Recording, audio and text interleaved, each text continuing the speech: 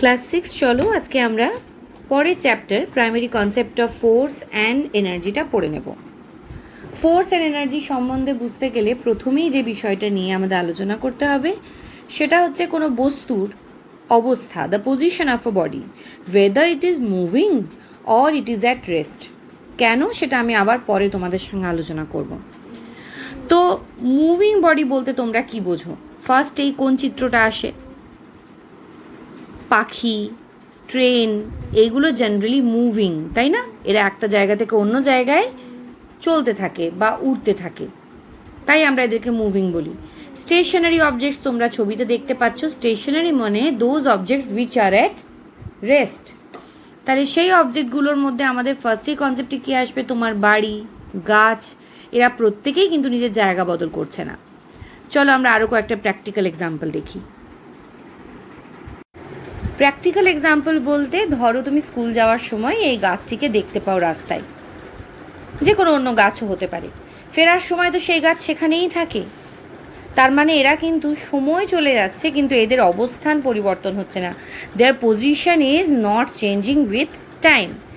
একইভাবে যদি তুমি তোমার পাশের বাড়ি বা তোমার নিজের বাড়ি, খুব সুন্দর দেখতে একটা বাড়ির চিত্র তোমরা দেখতে পাচ্ছ, এই বাড়িটিও তাই। আজ যেখানে দাঁড়িয়ে আছে, যদি একে কেউ না নড়ায় সরায় অর্থাৎ না ভেঙে ফেলে, তাহলে সে কিন্তু এই জায়গাতেই দাঁড়িয়ে থাকবে অনেক অনেক বছর ধরে। অর্থাৎ সময় বয়ে চলবে, আজ কাল পরশু, কিন্তু এর জায়গা বদল হবে না। It will not change it place. তোমার বাড়িতেও প্রচুর জিনিস এমন আছে, এই সুন্দর রুমটাতে দেখতে পাচ্ছ, টেবিল, চেয়ার, যেগুলোকে তুমি না সরালে বা অন্য কোনো কারণে এরা নিজের জায়গা বদল না করলে একই জায়গায় কিন্তু এরা থেকে যায়।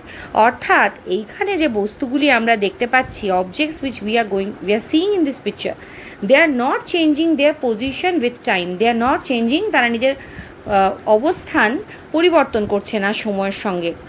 ঠিক এদেরকে আমরা বলবো স্টেশনারি অবজেক্টস, আমরা এদেরকেই বলবো স্থিতিশীল। দে আর অ্যাট রেস্ট। যেমন এই ল্যাম্প পোস্টটা, ল্যাম্পপোস্ট দেখানোর আমার একটা বিশেষ উদ্দেশ্য আছে, যেটা আমি একটু পরেই তোমাদের বোঝাবো। তো ল্যাম্পপোস্টটাকেও তুমি দেখতে পাচ্ছ, যাওয়ার সময়ও যেখানে দাঁড়িয়েছিল স্কুলের সামনে ল্যাম্পপোস্ট, ফেরার সময়ও সেখানেই দাঁড়িয়ে আছে। কী করে? 5 পা হেঁটে এগিয়ে যায়, তা সে কিন্তু এগোয় না। So these all are stationary objects. তাহলে এতক্ষণ আমরা যেগুলো পড়েছি তার বেসিসে আমরা কি জানলাম? The objects which do not change their position with respect to time are called stationary objects. সময়ের সঙ্গে যারা নিজের অবস্থান পরিবর্তন করছে না তাদের আমরা স্থির বস্তু বলি। এই ছবির মধ্যে তোমরা স্থির বস্তু তাহলে এবার খুঁজে বার করতে পারবে। এরপরে আমরা দেখে নেব কাদেরকে মুভিং অবজেক্টস বলছিল, আমরা সেটাও পড়েছি, দেখেছি এতক্ষণ। Objects which change their places with time are call moving objects. এইখানে কারা কারা সময়ের সঙ্গে সঙ্গে নিজের জায়গা বদল করছে তাদেরকে আমরা বলবো মুভিং অবজেক্টস বা গতিশীল অবজেক্টস।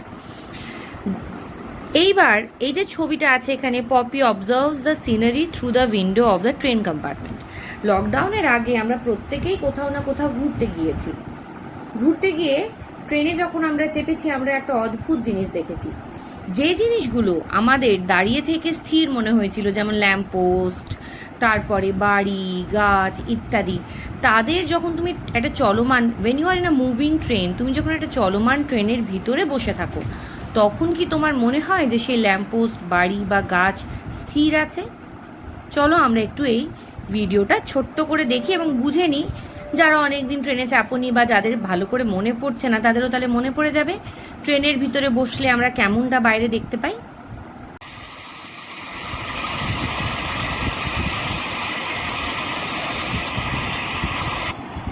এই শব্দটা আমরা প্রত্যেকেই শুনে থেকেছি, তাই না? বিভিন্ন সময় দেখতে পাচ্ছ এই যে গাছ, যে যাদেরকে তুমি স্কুলের সামনে স্থির দাঁড়িয়ে থাকতে দেখেছিলে, ট্রেনের ভিতর থেকে কি মনে হচ্ছে? ট্রেনের থেকে দেখছি কিন্তু আমরা, ট্রেনের ভিতরে বসে আছে আমি তুমি, তারা যেন ট্রেনের দিকে যাচ্ছে, তাদের মনে হচ্ছে যেন তারাও দৌড়চ্ছে উল্টো দিকে। দেখছো বাড়ি ঘর দৌড় সব কিন্তু চলছে মনে হচ্ছে ট্রেনের ভিতর থেকে। তার মানে যখন আমরা এই বস্তুগুলোর দিকে তাকাচ্ছি, আমাদের কি মনে হচ্ছে? মনে হচ্ছে যে গাছ বাইরে দাঁড়ালে স্থির মনে হচ্ছিল, এই বাড়ি দেখো একটা স্টেশন গেল, তাদের প্রত্যেকেই কিন্তু কিরকম মনে হচ্ছে? গতিশীল মনে হচ্ছে। অর্থাৎ যে সকল বস্তু আমরা যখন নর্মালি সে বস্তুর সামনে দাঁড়িয়েছিলাম তখন যাদেরকে আমার স্থির মনে হচ্ছিল, এই মুহূর্তে তাদেরকে কিন্তু আমার গতিশীল মনে হচ্ছে। কখন গতিশীল মনে হচ্ছে? যখন আমি তাকে ট্রেনের ভিতর থেকে বসে দেখছি। এই দেখো, সেই চিত্রটাই কিন্তু আমরা দেখছি। আবার আমি একটু তোমাদের সাহায্য করি বুঝতে। একজন ব্যক্তি ট্রেনের ভিতর বসে আছে, তার সামনে একজন আরেকজন বসে আছে। দেখছো, দুজন আছে, এই এক, এই দুই। বাইরে দেখতে পাচ্ছ ঘর, মানুষ সবাই দাঁড়িয়ে আছে এবং এদের কিন্তু দেখে মনে হচ্ছে তারা গতিশীল। তার মানে যে ট্রেনের ভিতরে আছে সে যখন বাইরেরটা দেখছে তার গতিশীল মনে হচ্ছে। আবার তুমি যদি প্ল্যাটফর্মে দাঁড়িয়ে থাকো, তোমার কি মনে হবে? তোমার মনে হবে যেন ট্রেনের ভিতরে দুটি মানুষ বসে আছে যারা ট্রেনের সঙ্গে সঙ্গে এগিয়ে চলেছে। তাহলে ভাবো তো, এই মানুষটা যতক্ষণ ট্রেনে বসেছিল তার কি মনে হয়েছে? বাইরের এই যে ল্যাম্পপোস্টটা আছে সে গতিশীল, যখন ট্রেন চলছে সেই সময়কার কথা বলছি। কিন্তু তার কি মনে হবে? এই ভদ্রমহিলাও কি গতিশীল তার মনে হবে? না, সে তো এক নাগারে দেখবে ভদ্রমহিলা একই জায়গায় বসে আছে। তাহলে এই মানুষটার কাছে ইনি হচ্ছেন স্টেশনারি, কিন্তু বাইরের যেসব জিনিস আছে তারা হচ্ছে মুভিং। কিন্তু বাইরে যে দাঁড়িয়ে আছে তার কাছে ট্রেনটাও মুভিং, ট্রেনের ভিতরে যারা দুজন বসে আছে তারাও কিন্তু মুভিং। আমরা দেখে নিই ফার্দার। দেখো,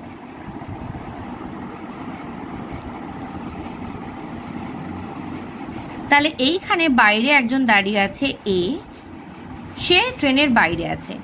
তার জন্য ট্রেনের ভিতরে যারা দুজন আছে, যখন ট্রেন চলবে তার জন্য এই বি এবং সি দুজনাই গতিশীল, কারণ ট্রেন গতিশীল। when B, the whole train is in motion, for A, B and C and the train both will be in motion. কিন্তু বি এর জন্য সি কিন্তু গতিশীল নয়। For B, C is at rest or stationary. For C, B is stationary. আবার B আর C দুজনার জন্যই কিন্তু, আমি একটু পিছিয়ে যাই আমাদের সুবিধার্থে।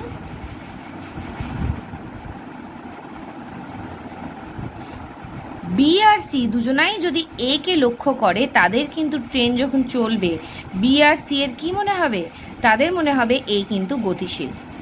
একটা খুবই ইম্পর্টেন্ট বিষয় আমরা এখান থেকে জানতে পারছি। চলো সেটা কি বুঝে নিই। তাহলে দেখো, from a running train or a bus, how do the objects outside look like? আমরা দেখে নিয়েছি কেমন লাগছে বাইরের জিনিসগুলো। তারা কিন্তু স্টিল নয়, তারা প্রত্যেকে মুভিং মনে হচ্ছে। If you are standing on a road or a field, how would these objects have look like? যদি তুমি রাস্তার মধ্যে দাঁড়িয়ে এই ল্যাম্পপোস্টটাকে দেখতে বা বাড়িটাকে দেখতে, তখনও কি তোমার একই রকম মনে হতো? না, মনে হতো না। Sitting in a running train or bus, how do the floor, ceiling or the seat in front look like? যেটা দেখালাম, সামনেই যিনি ভদ্রমহিলা বসে আছেন ট্রেনের ভিতরে, তোমার সামনে ট্রেন যখন চলছে তার জন্য, তোমার জন্য কিন্তু সেই ভদ্রমহিলা শি ইজ স্টেশনারি, তিনি কিন্তু স্টেশনারি। কিন্তু বাইরের কেউ যদি দেখে, সে কি দেখবে? ট্রেনের সঙ্গে সঙ্গে তোমরা দুজনাই মুভিং। সো এইখান থেকে আমরা কি জানতে পারলাম? কে দেখছে তার উপর নির্ভর করবে যে বস্তুটাকে বা অবজেক্টটাকে স্টেশনারি মনে হবে না মুভিং মনে হবে। কে দেখছে তার উপরেই কিন্তু এই জিনিসটা নির্ভর করবে। ট্রেনের ভিতরে বসে থাকা যে ব্যক্তি আছেন, তিনি যদি বাইরের গাছ বা ল্যাম্পপোস্টকে দেখেন যখন ট্রেন চলছে, সেই সময় ওনার ফিলিং হবে যে বাইরের যে ল্যাম্পপোস্ট বা ট্রিজ তারা কিন্তু মুভিং অবজেক্ট। কিন্তু তুমি যদি ট্রেন থেকে নেমে যাও, তুমি যদি গাছের সামনে গিয়ে স্থির হয়ে দাঁড়াও, if you are yourself at rest, তোমার কিন্তু মনে হবে যে গাছটা বা ল্যাম্পপোস্টটা বা বাড়িটা, দোজ আর স্টেশনারি। যেইখান থেকে দাঁড়িয়ে তুমি এই সিদ্ধান্তটা নিলে, the decision you have taken, যে whether the body is at rest or is at motion, যেখানে দাঁড়িয়ে বা যে জায়গাটাতে দাঁড়িয়ে তুমি এই সিদ্ধান্ত নিলে, তাকে রাফলি তুমি এখন একদম এক্স্যাক্ট তো জানো না, একটা নাম জেনে রাখো, তাকে আমরা বলে থাকি রেফারেন্স ফ্রেম। রেফারেন্স ফ্রেম বানানটা লিখে দিলাম, বাংলায় বলে নির্দেশতন্ত্র।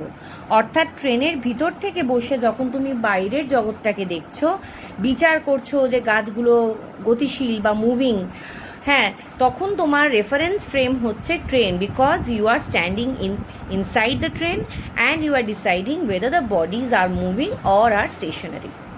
সেই জায়গায় তুমি যদি নেমে গিয়ে তোমার স্কুলের সামনে কোনো একটা জায়গায় তুমি দাঁড়িয়ে থাকতে, দিয়ে তুমি বিচার করছো স্কুলের বিল্ডিংটা মুভিং না স্টেশনারি, দ্যাট টাইম তোমার রেফারেন্স ফ্রেম বা নির্দেশতন্ত্র হতো যেখানে তুমি দাঁড়িয়ে আছো।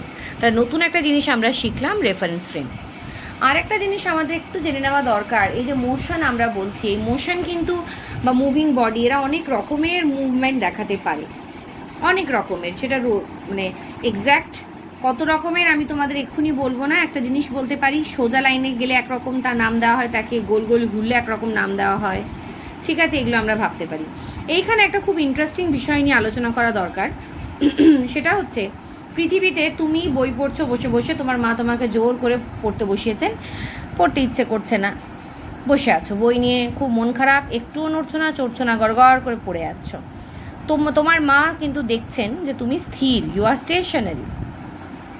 হঠাৎ করে তোমার কোনো বন্ধুকে ধরো স্পেসে পাঠিয়ে দেওয়া হলো, মহাকাশে সে চলে গেছে, সে কোনো টেলিস্কোপের সাহায্যে তোমাকে লক্ষ্য করছে। সে কি দেখবে? সে দেখবে যে তুমি কিন্তু গতিশীল। কেন? কারণ পৃথিবী তো ঘুরছে, তুমি সেই পৃথিবীতে বসে আছো। তোমার মাও পৃথিবীতেই বসেছিলেন, যেমন ট্রেনের ভিতরে একটা প্যাসেঞ্জার অন্য প্যাসেঞ্জারকে রেস্টে দেখে,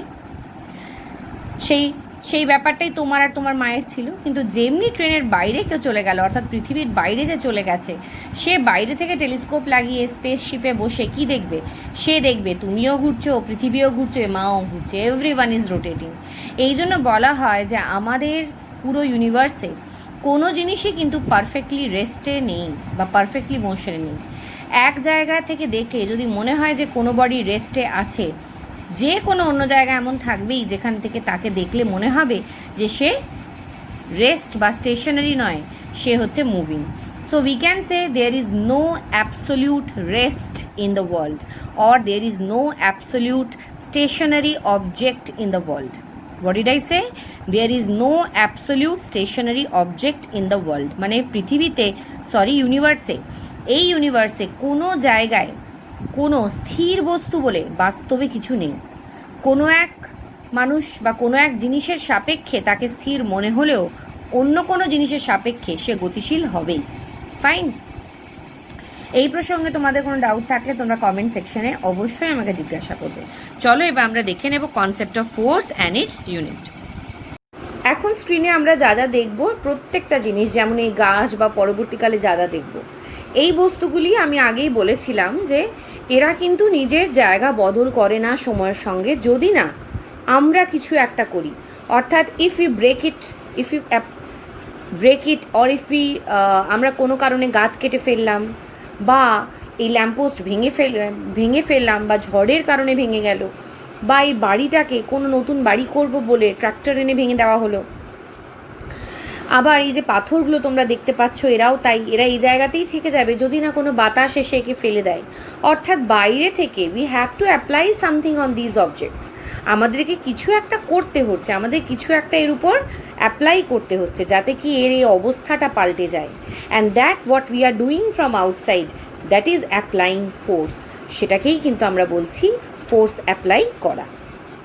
নাও moving to our book again, concept of force and it's unit. তাহলে কি বুঝলাম? বাইরে থেকে এমন একটা জিনিস আমি অ্যাপ্লাই করেছি যে গাছ বা যে ল্যাম্পপোস্ট বা যে বাড়ি এতক্ষণ স্থির ছিল, স্টেশনারি ছিল, সে কিন্তু নিজের এই স্টেশনারি অবস্থাটাকে, পজিশনটাকে চেঞ্জ করে ফেললো। এই যে বাইরে থেকে তুমি যেটা অ্যাপ্লাই করেছো, দ্যাট ইজ ফোর্স। ফোর্স তাহলে আর কি কি করতে পারে? একটা বল, এখানে একটা এক্সাম্পল দেওয়া আছে, একটা বল চুপচাপ একটা জায়গায় বসেছিল, তুমি তার উপর ফোর্স অ্যাপ্লাই করেছো, তুমি তাকে ধাক্কা দিয়েছো বলে সে চলতে শুরু করবে। কোনো একটা গাড়ি, তুমি তোমার যে খেলনা গাড়ি, তুমি সেই গাড়িটাকে নিয়ে অল্প একটু, সে চলছিল, চাবি দিয়েছে চলছিল, তুমি হঠাৎ করে পিছন থেকে জোরে এসে ধাক্কা দিয়ে দিলে, সে দেখবে তার স্পিড বেড়ে যেতে পারে। আবার কোনো বল গড়িয়ে তোমার দিকে আসছিল, তুমি ধরে নিলে, মানে তার স্পিড কমে গেল। একটা জিনিস তাহলে খুব স্পষ্টভাবে আমরা দেখতে পাচ্ছি যে আমি ধাক্কা দিলাম বা আমি থামালাম, আমি কি করলাম? আসলে আমি একটা জোর প্রয়োগ করলাম, একটা বল প্রয়োগ করলাম। তাহলে আমরা কি বলতে পারি যে যে কোনো একটা বডি বা যে কোনো একটা বস্তুর যে স্টেশনারি অবস্থা সেটাকে চেঞ্জ করার জন্য বা তার যে মোশন সেটা স্লো মোশন হলে তাকে ফাস্ট করা, সেটা ফাস্ট মুভ করলে তাকে স্লো করা, বা সেটা দক্ষিণের দিকে যাচ্ছিল, ইট ওয়াজ মুভিং টুয়ার্ড সাউথ, তুমি চাইলে না আমি এটা মানে দক্ষিণের দিকে মুভ করতে দেবো না, I will not allow it to move towards south, I want it to move towards north, তখনও তুমি ফোর্স অ্যাপ্লাই করতে পারো। সো ফোর্স কী কী করতে পারে? ফোর্স কোনো স্টেশনারি অবজেক্টকে চালাতে পারে, মুভিং কনভার্ট করতে পারে, মুভিং বডিকে স্টেশনারি করে দিতে পারে, কোনো স্পিড বাড়াতে পারে, স্পিড কমাতে পারে, আবার ডিরেকশনও চেঞ্জ করে দিতে পারে। যেমন খুব ভালো একটা এক্সাম্পল, ব্যাট দিয়ে বলকে মারা। ধরো সামনে থেকে যে বল করছে সে তোমার দিকে বলটা ছুঁড়ে দিল, তুমি সেই বলটা আসছিল তোমার দিকে, তুমি ব্যাট দিয়ে মারলে সে কি আবার বলটা কোন দিকে যাবে? যে কোনো একটা নির্দিষ্ট দিকে চলে যাবে, কিন্তু সে আর কিন্তু তোমার দিকে আসছে না। তার মানে তুমি ব্যাট দিয়ে ওই বলটার উপর, যে বলটা তোমার দিকে এসেছিল তার উপর ফোর্স অ্যাপ্লাই করলে, যার ফলে ওই বলের যে ডিরেকশন অফ মোশন সেটা চেঞ্জ হয়ে গেল। So what do we understand? External work is to be done on an object to move it from its stationary position or to increase or decrease its velocity or to make its velocity zero or to change the direction of its velocity. আমি তোমাদের আজকে চ্যাপ্টারটা বোঝানোর পর দু একদিন সময় দেব video দেখার, চ্যাপ্টার রিডিং করার, তারপর কিন্তু তোমাদের প্রশ্ন দেব। সেখানে একটা প্রশ্ন থাকবে, দেখবে যে ফোর্স অ্যাপ্লাই করলে কি কি হতে পারে, সেখানে তোমাকে এইগুলো কিন্তু উল্লেখ করতে হবে যে কি কি হতে পারে। স্টেশনারি থেকে মুভিং হতে পারে, মুভিং থেকে স্টেশনারি করে দিতে পারে, স্পিড বাড়াতে পারে, কমাতে পারে, ডিরেকশন চেঞ্জ করতে পারে। এইবার এইটা হয়ে গেল আমাদের ফোর্সের একটা ভূমিকা। এখন আমরা দেখে নেব যে ফোর্সকে সিম্পলি জানো পুশ বা পুল বলা যেতে পারে। আমি তোমাদের সাজেস্ট করব তোমরা প্রত্যেকে এই এক্সপেরিমেন্টটা নিজে করবে। আমি জাস্ট কয়েকটা এক্সাম্পল বলছি। পুল মানে কি? টেনে নেওয়া। পুশ মানে ধাক্কা দেওয়া। পুল মানে টেনে নেওয়া, পুশ মানে ধাক্কা দেওয়া। টেকিং আউট আ ড্রয়ার, এবার কল্পনা করো তো তোমার বাড়িতে একটা ড্রয়ার তুমি টেনে বার করছো, তাহলে you are what you are doing, you are pulling it, isn't it? তাহলে তোমরা পুলে একটা টিক দেবে। এবার তুমি ড্রয়ারটাকে ক্লোজ করতে চাইছো, তাহলে কি হবে? সেটা করে দেখবে বাড়িতে পুশ। এখানে যতগুলো আছে সব কটা কিন্তু তোমরা করবে। যদি বুঝতে না পারো you can seek help from me, ওকে?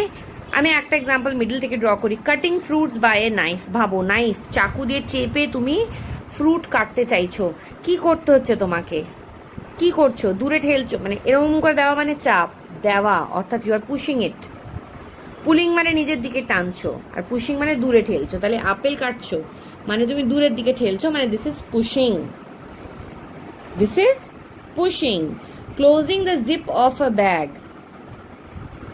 ভাবো নিজে ক্লোজিং, এটাও কিন্তু ক্লোজিং বা ওপেনিং দুটোর ক্ষেত্রেই কিন্তু তুমি টানছো এরমভাবে। So it will be pulling, it will be pulling.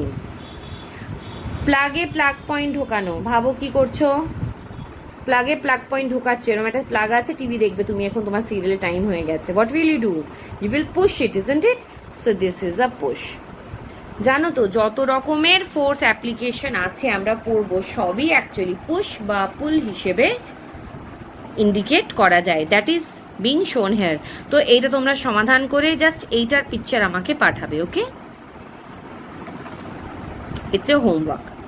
So আমরা কি দেখলাম যে we need to push or pull to do our daily works। তাহলে আমরা একটা জিনিস বুঝে গেলাম যে আমাদের পুশ করা দরকার বা পুল করা দরকার। কিসের জন্য? ফোর্স অ্যাপ্লাই করার জন্য। আমরা চলে আসি ইফেক্টস অফ ফোর্স। আরও আগে তো স্পিড নিয়ে কথা বলেছিলাম, এবার আমরা দেখে নিই যে গার্ডারটা দেখছো, নিজের বাড়িতে এগুলো করবে। গার্ডারটাকে যখন তুমি দুই হাত দিয়ে টানছো তখন ওটা স্ট্রেচ হচ্ছে। ওটা কি হচ্ছে? স্ট্রেচ। স্পঞ্জের পিসটাকে তুমি স্কুইজ করছো, কি হবে? এটা কন্ট্র্যাক্ট হচ্ছে। স্পঞ্জ কি হয়ে যাচ্ছে? কন্ট্র্যাক্ট।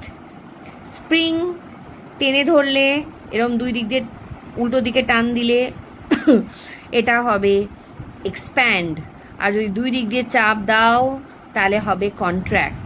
তার মানে ফোর্স অ্যাপ্লাই করলে এই চেঞ্জেসগুলোও কিন্তু দেখা যায়, অর্থাৎ এক্সপ্যানশন বা কন্ট্রাকশনও কিন্তু হয়।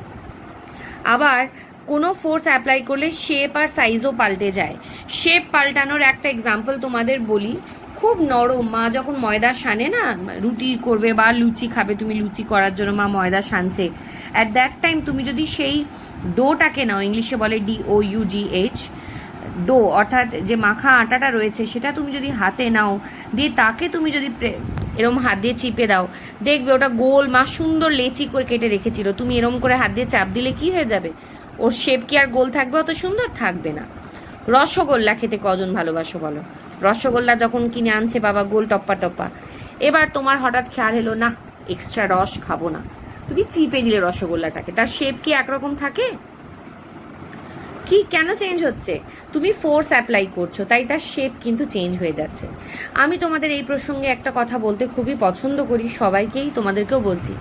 ফিজিক্স, আমি ফিজিক্সের টিচার বলে আমি ফিজিক্স নিয়ে বলছি, অ্যাকচুয়ালি সায়েন্স কিন্তু তুমি যে সকাল থেকে রাত অবধি সময় কাটাচ্ছ সম্পূর্ণটাই কিন্তু বিজ্ঞান। এমনকি আমি কথা বলছি, সেটা তুমি শুনছো, দ্যাট ইজ অলসো মানে সেটাও একটা সায়েন্স। মোবাইল ইউজ করছি, দ্যাটস আ সায়েন্স। লাইট পড়ছে, সেটাও সায়েন্স। Everything is science. দেখো এখন রসগোল্লার মধ্যেও কিন্তু আমরা সায়েন্স পেয়ে গেছি। এমনকি রসগোল্লার composition, that is also science.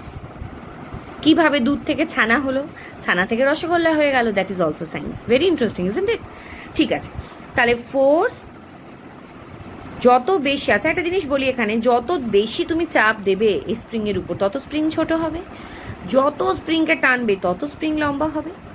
গার্ডার যত টানবে, টানতে টানতে তো একসময় ছিঁড়েই যেতে পারে, তত লম্বা হবে। তাহলে যত বেশি ফোর্স অ্যাপ্লাই করছি, তার যে আউটকাম, তার যে রেজাল্ট, সেটাও তত প্রবল হবে, তত বেশি হবে।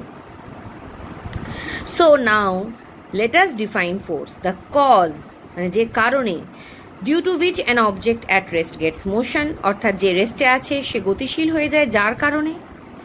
একটা মুভিং অবজেক্ট যে একটা ইউনিফর্ম ভেলোসিটি, মানে এই নতুন টার্ম তোমাদের জন্য, ইউনিফর্ম ভেলোসিটি মানে একই দিকে যাচ্ছে এবং একই স্পিড নিয়ে যাচ্ছে। ধরো এরম যাচ্ছিল কোনো গাড়ি, সে এরকমই যেতে থাকবে, ডিরেকশন চেঞ্জ করবে না, স্পিডও চেঞ্জ করবে না, তাহলে আমরা তাকে বলবো ইউনিফর্ম ভেলোসিটি। তাহলে কোনো বডি যে ইউনিফর্ম ভেলোসিটি নিয়ে যাচ্ছিল, তার ভেলোসিটি চেঞ্জ হবে না, তার ডিরেকশন চেঞ্জ হবে না, যতক্ষণ না আমি এই ফোর্স অ্যাপ্লাই করব। তাহলে যে জিনিসটা অ্যাপ্লাই করলে এই ভেলোসিটি চেঞ্জ করবে,